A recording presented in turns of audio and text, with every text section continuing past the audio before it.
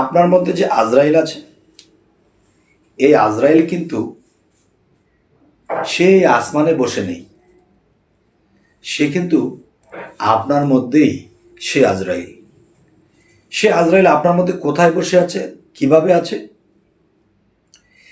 আজরাইলের আরেকটি নাম আছে চৈতন্য গোসাই, তার চেতনোক্ত আছে। দেখবেন একটা বিড়াল বা একটা কুকুর, দেখবেন একটা দূরে খচর মচর করে যে বিড়ালের কান খারাপ হয়ে গেছে, এবং কুকুর অনেক দূরে একটা অন্য কুকুরের খেউ শব্দ শুনেছে, সেও এখান থেকে খেউ করে বসেছে। তাহলে সেটা কোন জায়গা দিয়ে শুনেছেন? কান দিয়ে। চৈতন্য গোসাই আরেক আজরাইল। আপনি যখন বিভিন্ন পশুদেরকে কেটে চাবিয়ে খান, এখানেও আজরাইল। আরেকটি কথা বলা হয় যে আজরাইল একদিন আসবে, আজরাইল একদিন এসে আপনাকে ছাড়বে না, আপনাকে এই আত্মা বের করে নিয়ে যাবে। তবে যেভাবে আপনারা জেনেছেন, আসলে জিনিসটি এভাবে নয়।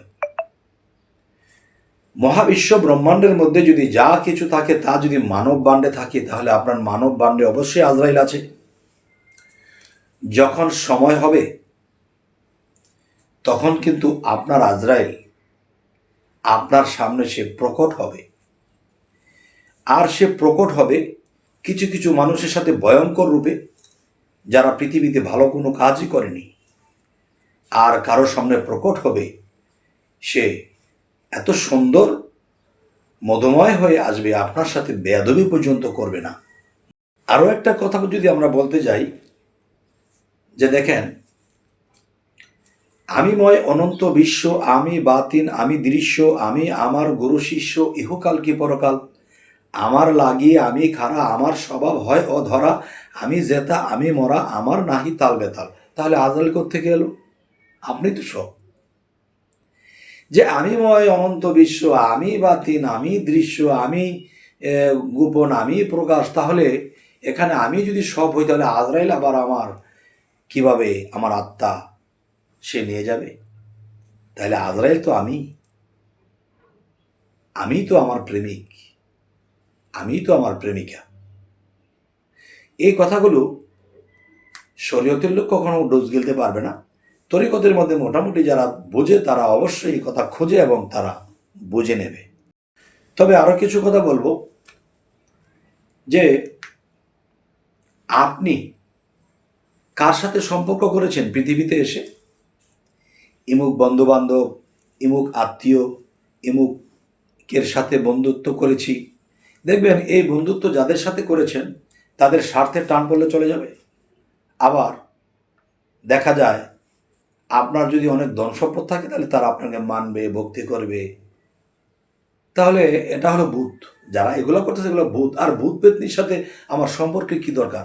তবে আপনি আপনার সাথে সম্পর্ক করতে হবে। আপনার ভিতরে আপনি সম্পর্ক হয়েছে, সম্পর্ক করতে হবে, না হয় উপায় নেই। কে ফেরেশতা, কে দেবতা? কে ফেরেশতা? সারা জীবন শুনেছেন, ফেরেশতাকে দেখেছেন? সারা জীবন দেবতা দেবতা করেছেন, দেবতাকে দেখেছেন? যাক গেল এটা। সারা জীবন আল্লাহ আল্লাহ করেছেন, আল্লাহকে দেখেছেন? আল্লাহকে দেখতে হলে আমাদের কি করতে হবে? আপনি যদি আয়নার সামনে দাঁড়িয়ে যান, তো আপনি নাড়াচাড়া করলে আয়নার ভিতরে নাড়াচাড়া করে, আপনি কথা বললে সেও কথা বলে, তাহলে তো সে আপনি নয়। কারণ আপনি যখন কথা বলবেন সে তখন উত্তর করবে, আপনি যা জিজ্ঞাসা করবেন সে কিন্তু এটার প্রশ্নের উত্তর করবে। তখন কিন্তু সে আর আপনি, সে আর আপনি, তার মানে সে আর আপনি, এখনো সে আর আপনি। আপনি সে, সে আপনি কখন হবেন জানেন? বলছি, আমি জীব, আমি পরম, এই কথায় পাইবার নাই কোনো শরম।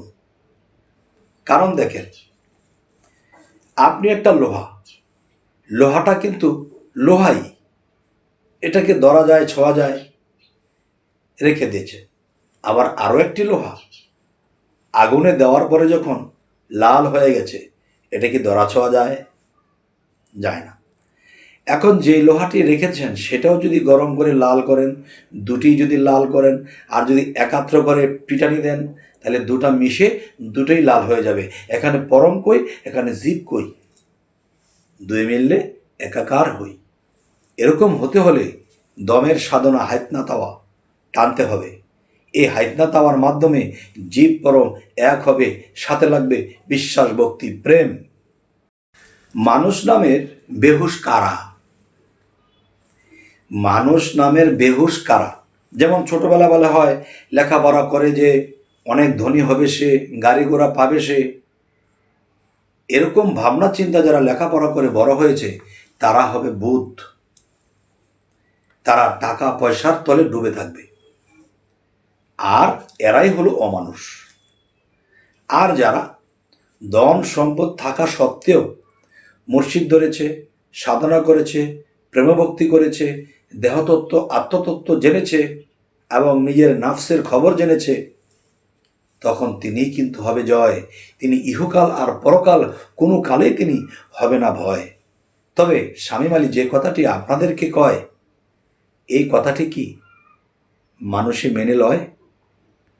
তবু বলবো, চেষ্টা করবেন, অবশ্যই হবে জয়। যাবে যদি ছুটে আয় সন্তরি কই মন পাগল, ঘোর অন্ধকার ভয়ের সঞ্চার, না আছে পথের সম্বল। অষ্ট ধাতুর দেহখানি চালাইতেছে খুদ কোম্পানি, মধ্য স্থলে আছে পানি, হাওয়ার যোগে হয় প্রবল। উপরে জলে পরশমণি, নিচে ঘুমায় অষ্টফণি, হংসরবে ওঠে ধ্বনি, সোহাং শব্দে চলাচল। এই মূলদ্বার হইতে নিয়া কুম্ভকেতুম আটকা দিয়া, ধীরে ধীরে চোখ মদিয়া ধ্যান করো সহস্র দল। হে পাগলের দল, কেন তোমরা নিজেরাই হতে চাচ্ছ তল? এখনো সেই মুর্শিদের জ্ঞান ভক্তি নিয়ে করো সেই জ্ঞানবল, ওটাই কিন্তু আসল সম্বল। কিসের করব ধর্মকর্ম? আল্লাহর রূপ যে না দেখেছে, কোন রূপে সে হবে ফানা? তাই মুর্শিদের কাছে জানা। খালাকাল ইনসানি আদাম ওয়ালি সুরাতিহি, আল্লাহ বলেছে তোমার মুর্শিদের সুরতটাই তো আমার, কারণ আমি আমার স্রোতটা তোমার মুর্শিদকে দিয়ে দিয়েছি, তোমার মুর্শিদের স্রোতটা আমি নিয়ে নিয়েছি, দুই মিললে একাকার। তাই বলা হয়েছে কি করবা ধর্মকর্ম। মানুষে করেছে কর্ম, কত পাপ আর কত ধর্ম, বুঝিতে সেই নিঘুর মর্ম।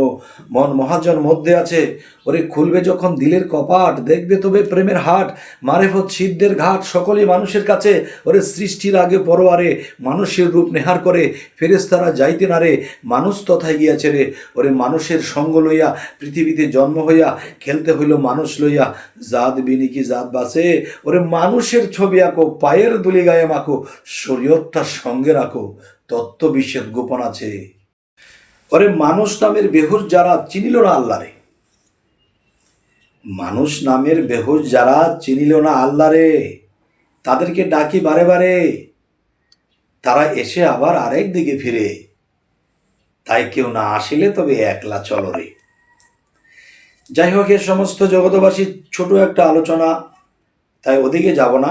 তবে আমার একটা মূল কথা থাকবে, যদি কেউ চায় আল্লাহ দর্শন লাভ করবে, আল্লাহকে দেখবে, এবং এমন একটা সময় চলে আসে সাধকের, যেদিকে চায় সেদিকেই তার রবকেই দেখতে পায়, যেদিকে চায় সেদিকে সে নেশার মতো হয়ে যায়।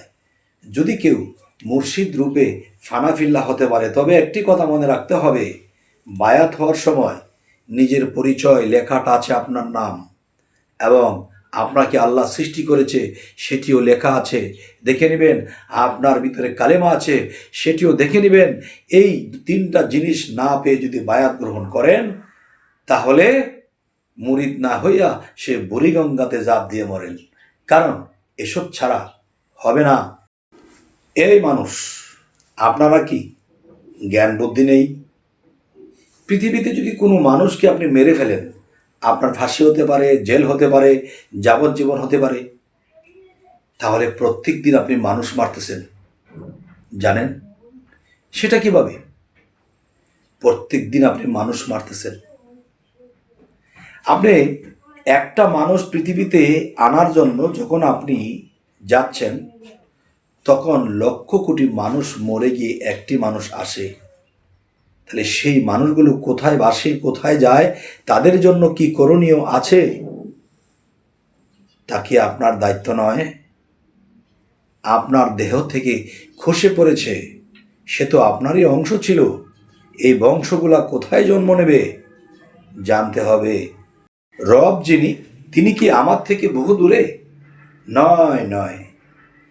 রব যিনি আপনার খুব নিকটে। পৃথিবীতে যত দেবতা আছে, ফেরেশতা আছে, আল্লাহ রাসূল যাই কিছু আছে, তার চেয়ে সবচেয়ে নিকটে আপনার রব। আর এই নিকটের যে বিষয়টা আমরা কিন্তু দেখতে পাই না, যার ফলে আমরা এটাকে চাইলেও পাই না। অবশ্যই সহজ পদ্ধতি এটাই যে আল্লাহকে বলেছে তোমরা আমার পথে বিক্রি হয়ে যাও। তো আল্লাহর পথে যদি আমি বিক্রি হই, বিক্রির যে একটা লেনা দেনা আছে, যে এটা বিক্রি করলাম, আমি এটা নিলাম, এই লেনা দেনাটা কোথায় করবেন? এই লেনা দেনাটাই করবেন আল্লাহর সাথে। কিভাবে? মুর্শিদের হাত রাসূলের, আর রাসূলের হাত আল্লাহর। এই সমস্ত জগতবাসী, আমরা মোহাম্মদ যে বিষয়টা, এই মোহাম্মদ বলতে আমরা কি বুঝি? এই মোহাম্মদ কিন্তু সৃষ্টিতে আছে। এই মোহাম্মদ কিন্তু জমিনে আছে, পাতালে আছে, আকাশে আছে, সমস্ত তরুলতার মধ্যে আছে, আপনার মধ্যে আছে। তো আপনার মধ্যে কোন রূপে আছে, তরুলতার মধ্যে কোন রূপে আছে, এটা কিন্তু জানতে হবে, বুঝতে হবে। এবং সেই মোহাম্মদ শব্দের অর্থ কি, আহম্মদ শব্দের অর্থ কি? মোহাম্মদ শব্দের অর্থ প্রশংসা,